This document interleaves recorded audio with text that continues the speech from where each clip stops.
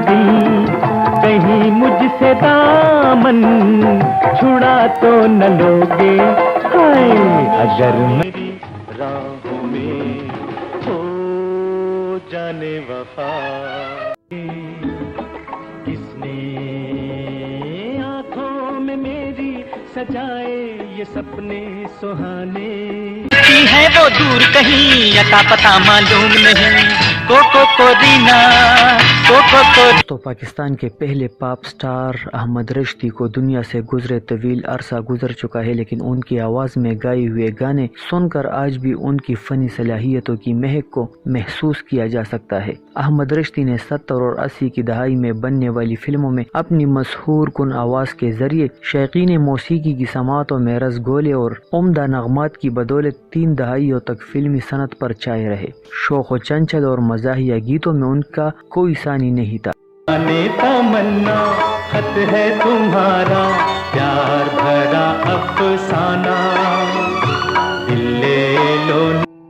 अहमद रश्दी का ताल्लुक एक क़दामत पसंद सैयद घराने से था। उनके वालिद सैयद मंजूर अहमद हैदराबाद दक्कन में अरबी और पारसी के उस्ताद थे। अहमद रश्दी के वालिद का बचपन में ही इंतकाल हो गया था। रश्दी बचपन से ही मौसीकी के शौकीन थे। उन्होंने पहला गीत हिंदुस्तान की फिल्म इबरत 1951 रिलीज के लिए गाया था। हिजरत के बाद अहमद पाकिस्तान आ गए और उन्हें यहाँ रेडियो पाकिस्तान से अपने कैरियर का आगाज करने का मौका मिला। रेडियो पाकिस्तान पर जब उन्होंने अपना पहला गीत बंद रोड से की मेरी चली रे घोड़ा गाड़ी गाया तो उन्होंने रातों रात शोहरत मिली। बंदर रोड से के माड़ी, मेरी चली रे घोड़ा गाड़ी, बाबू हो जाना फुटपाथ पर। अदाकार अलाउद्दीन पर फिल्माए एक गीत गोल गप्पे वाला आया ने उनकी शोहरत को दवाम बख्शा।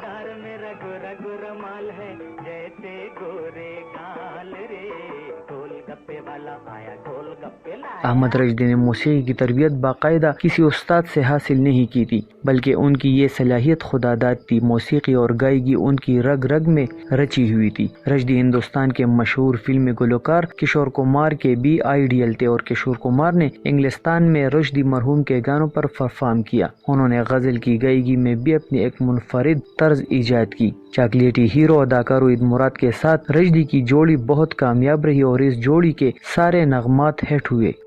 को जलाना हमने छोड़ दिया, छोड़ दिया, दिल को जलाना हमने छोड़ दिया, छोड़ दिया। अहमद रश्दी ने उर्दू, गुजराती, बंगाली, भोजपुरी के अलावा कई जुबानों में गीत गाए। अहमद रश्दी की खासियत थी कि वो जिस फनकार के लिए गाते उसी की आवाज और उसके अंदाज को अपनाते। आज के दौर में फिल्मों के कई मशहूर गुलकार रश्दी साहब को ही अपना उस्ताद मानते हैं। उन्होंने तकरीबन 583 फिल्मों के लिए 5000 गाने गाए। अहमद रश्दी ने मुसलसल 3 साल तक निगार अवार्ड हासिल किया। उन्हें मुसव्विर मिलेनियम अवार्ड्स के अलावा सितारे इम्तियाज मौत के 20 साल बाद दिया गया। अहमद रश्दी ने पसे पर्दा गुलकारी में बहुत नाम कमाया। उनके गाए हुए मकबूल, तरबिया, अलमिया फिल्मी गीत और गजलें उनकी आला फनी सलाहियतों का सबूत है। इसी मोड़ पर इस जगह बैठ कर तुमने वादा किया। 30 साल फिल्मी कैरियर में रश्दी की मुतरन्नुम और पुरतासीर आवाज का जादू सर चढ़कर बोला। गीत चाहे चंचल हो या पुरदर्द, ऊंचे सुरों में हो या धीमे सुरों में, सुनने वालों से शर्फ कबूलियत हासिल करके रहते। उन्होंने नाम और गुलकार के मुकाबिल वक्त के मारूफ मौसीकारों की दोनों को पूरी फनी महारत से गाया। फिल्मी मौसीकी के जरखेज दौर में रश्दी को पसंदीदा तरीन गुलकार का दर्जा हासिल रहा। जो शोहरत उनको हासिल थी वो उनकी जिंदगी में किसी और गुलकार को हासिल न हो सकी। किया है जो प्यार तो पड़ेगा निभाना, रख दिया कदमों में दिल नजराना। रश्दी को माला के साथ फिल्मों में 100 से ज्यादा 2 गाने गाने का एजाज भी हासिल है, जो पाकिस्तानी फिल्मी तारीख में किसी और जोड़ी के हिस्से में नहीं आ सका। रॉक एंड रोल के बादशाह और आवाज के जादूगर अहमद रश्दी 11 अप्रैल 1983 को कराची में सिर्फ 48 बरस की उम्र में दिल का दौरा पड़ने से इंतकाल कर गए। आपको कराची में ही दफन किया गया। उनका शुमार उन शख्सियत में होता है जो मरने के बाद भी दुनिया में बहुत ज्यादा मकबूल होते हैं।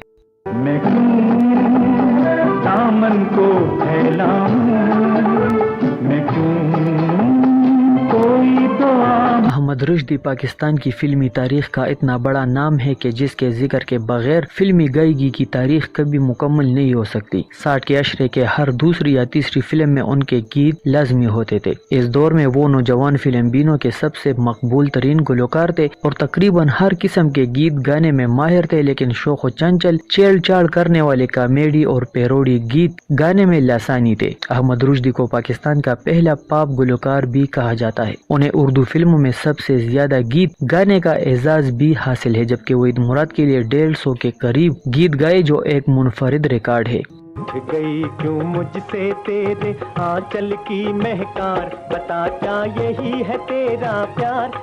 ایک کیلنڈر ایئر میں سب سے زیادہ گیت گانے موسیقار ایم اشرف کی دنوں میں 100 سے زائد گیت گانے اور گلوکارہ مالا کے ساتھ سینچری پارٹنرشپ کے اعزازات بھی رکھتے ہیں۔ احمد رشدی نے ہی پہلی بار کسی پاکستانی فلم کے لیے ایک انگریزی گیت بھی گایا تھا۔ بہت کم لوگوں کو اس حقیقت کا علم ہے کہ پاکستان کے قومی ترانے گانے والے 10 گلوکاروں میں ایک نام احمد رشدی کا بھی تھا، جو ان دنوں کے نئے پاکستان ہجرت کر کے آئے تھے۔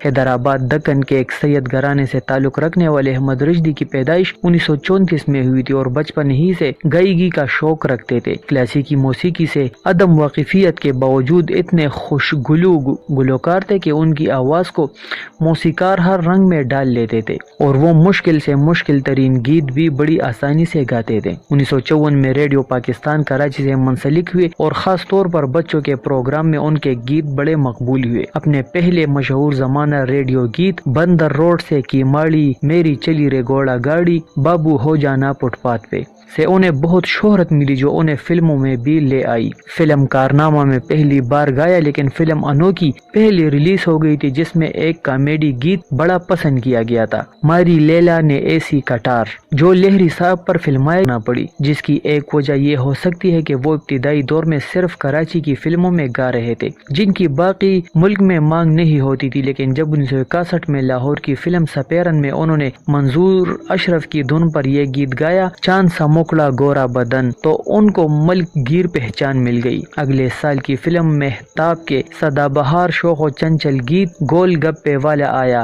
گول گپے لایا نے احمد رشدی کو صف اول کا گلوکار بنا دیا، اور پھر انہوں نے اگلے 15-16 سال تک پیچھے مڑ کر نہیں دیکھا۔ ان کی آخری فلم 1985 کی ہیرو تھی۔ احمد رشدی کے طویل اور تابناک فلمی کیریئر میں صرف ایک ہی کمزور پہلو تھا کہ اردو فلموں کی طرح وہ پنجابی فلموں میں کامیابی حاصل نہ کر سکے، اور نہ وہ ایک مکمل آل راؤنڈر گلوکار تھے۔ احمد رشدی کو اداکاری کا بھی شوق تھا اور انہوں نے 1 درجن کے قریب فلموں میں ثانوی کرداروں میں کام کیا تھا، لیکن اس شعبے میں بھی انہیں کامیابی نہ ہوئی۔ پاکستانی فلمی گائیگی پر انمٹ نقوش چھوڑنے والے احمد رشدی اپنی آخری عمر میں خرابی صحت کی بنا پر گانے سے معذور ہو گئے تھے، لیکن گزر اوقات کے لیے میوزک کمپوز کرنے پر مجبور ہوئے اور 11 اپریل 1983 کو انتقال تک بڑی قسم پرسی کی حالت میں زندگی گزاری۔